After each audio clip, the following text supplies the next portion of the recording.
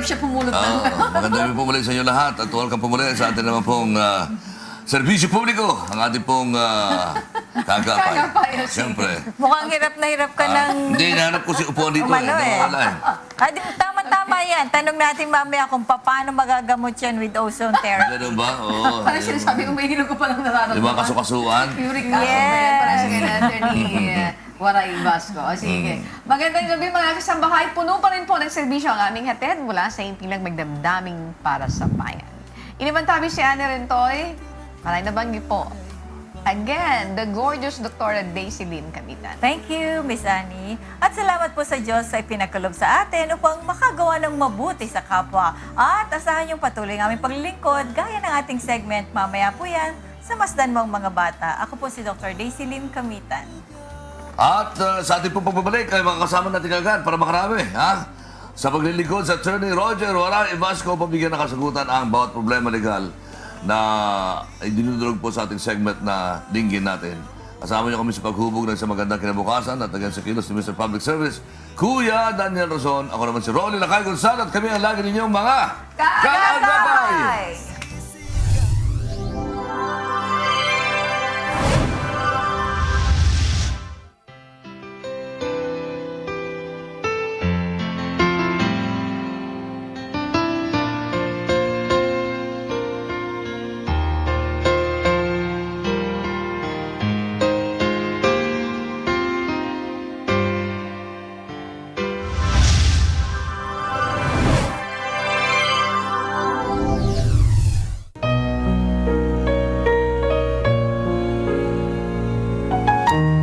Alright, sa mga pagkakataon ito ay muli nadako tayo sa ating segment na dinggin natin. With Attorney Roger Waray Vasco, alam niyo si Attorney Roger laging bukas ang tenga sa mga problema, kaya dinggin natin. Meron na naman tayong sa kababayan na ngayon ay dudulog kay Attorney Roger para sa isang problemang legal. Attorney, bumati ka muna. Ito po sa Attorney Waray Vasco. Bumabati ng mga waray-waray. Waray-waray at saka mga Ilocano, siyempre. Ikaw ng Ilocano. Oo, nang maggabi, gano'y amin na po. Nagdingding ka, gano'n ba yun sa, Bisaya? Parang Parehas gabi. Sa mga Maupay nga gabi. maupay nga gabi. Sa mga mamati sa ato, ha? Mga programa. Okay. Okay. Ma'am, mayroon tayong bisita dito. Ano pong, pakilala po muna kayo at ano pong gusto yung idulog na problema kay Attorney Vasco. Ako po si Annalyn Santos Manalo. Manalo. Manalo, hindi Manalo naman. sa... Iglesia. Iglesia? Hindi naman. Hindi. Okay. Mag-away-away na ngayon yun. May comment pa. Sige. Sige. Yung tungkol po dun sa tinawag ko kay Attorney Vasco na humihingi ako ng tulong sa kanya nung gabi ng... Alas 12 ng Naku. gabi. Alas 12 ng gabi. Tinawagan Wow. ako. Tinawagan ko siya. SOS na SOS yan. Sobrang wala na akong magawa.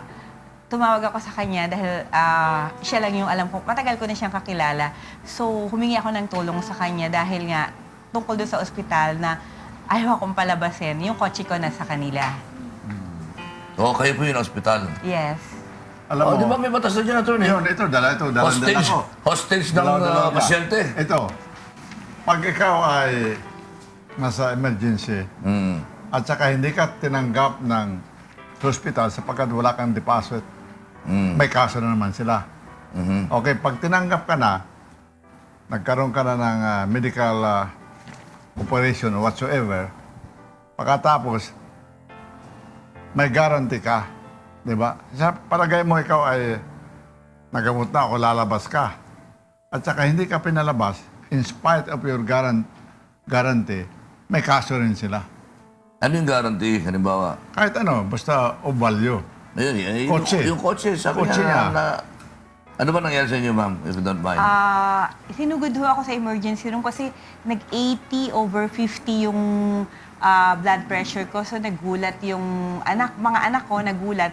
Siya yung pinakamalapit na hospital doon sa amin. So tinakbo ako sa emergency room. So wala akong malay. Hilong-hilo ako nung time na yon. So paggising ko, nasa room na ako. Parang ano yan, parang leukemia na yan, ha? 80 over 50, parang gano'n. Ewan ko. Masyadong bagsak na yung blood Kaya pressure. ako hindi naman ako doktor, Wala, Talaga, hinalinan po hinalinan po ako ng dugo. Ganito na lang ang gagawin natin. Kasi pag naka-record, pinablatter ko. Kung gusto mo mag-file ng kaso, mag-file ka sa Bicol o kaya sa probinsya. Malayo naman. Nandun ba yung ospital? Hindi, sa Manila. Kasi pag damages, kung saan ka residente. Di ba? Kung saan ka nakatira. Ngayon, kung gusto mo, may kaibigan ka dyan sa Samar, tumira ka ng 6 months, pwede ka na magdemanda sa Samar. Para sigurado sapagkat kaibigan ng mga judges, nakakasigurado. Kasi dito, medyo mabigat yung hospital, lalabanan ka lang. Oh, magkano naman inabot na bill, Mrs.? Umabot po ng parang nasa 68. Ba't ganun umabot ka agad ng 68? Ano bang... Ako nga, 2 araw. Ganun rin. Kamunti ka mamatay sa bill, hindi sa sakit. Oh, yun. Hindi, ganito na lang, advice ko sa'yo. Kami sa probinsya mo, i-file ang kaso ng damages. Kasi pag kriminal, medyo beyond reasonable doubt, mahirap. Pag civil, mas madali. Ang tawag niya, preponderance of evidence. Yung hindi na kailangan na beyond reasonable doubt. Kasi sa kriminal, yung walang kaduda-duda na siya mismo ang pumatay. Ang civil, hindi na kailangan yan. Kung pwede kiluhin, pwede na ho yun. Kaya, mag-file ka ng damages sa probinsya mo. May paano yung kotse? Nandiyan ba? Wala pa kayo nababayaran kahit na magkano doon sa bill ninyo, Mrs.? Bala ko po sa 15 ako magbabayad. Sa Oo. kanila. Babayaran niyo ng buo. Opo. Tapos saka ka Hindi, wala nang kaso pala pag binayaran niyo ng buo. Hindi, sa damages. Oh, that's Yung hating better gabi ratio. na perisyo. Oo, Diba? Yan tama. ang babalikan mo sila. Bayaran mo muna, pero huwag kang pipirma ng waiver. Ba? Babayaran mo sila, tapos mayroon silang quit claim or waiver na hindi ka na magdidemanda. Bayaran mo lang yung utang mo, saka mo idemanda ng damages. Huwag kang pipirma ng iba. Yung utang mo lang ang bayaran mo. Tubusin mo yung kotse. Tapos saka mo isampa. Total, naka-blatter na, di ba? Opo. Ano hospital yun? Yun na. Hindi siya pinalabas yung kotse. Oh, okay. Pero may batas yun, di ba? Ito ang dalang Alam ko din batas. si Senador Flavier yata ang may batas dyan eh. Ang batas niyan ay Republic Act 9039. Di ba si Senator Flavier yan? Noon. Oo. Oh. Yung hostage ng pasyente Oo. at saka yung pagtanggi ng, Yan. pagtanggap ng pasyente na walang pira. Yeah. Yun eh. Ang Republic Act yan, 8344. Yun. Ito Oo. ang hindi tumatanggap in emergency cases, pwede ka rin makulong. Kaya itong batas na dalawa na ito ay napakaganda. Okay. Wala ka ng problema. Opo. Sige po, Mrs. Okay tayo. Okay. Basta katuloy, Roger Uray Vasco. Sold na sold ka agad. Extra na, ito eh. Ito po sa Atty. Waray Basco. Pag may problema kayo, kay Lakay kayo pumunta. Sa konting tapang may katarungan. Salamat, Atty. Mrs. Thank you. Magbabalik po ang inyong mga kaagapay.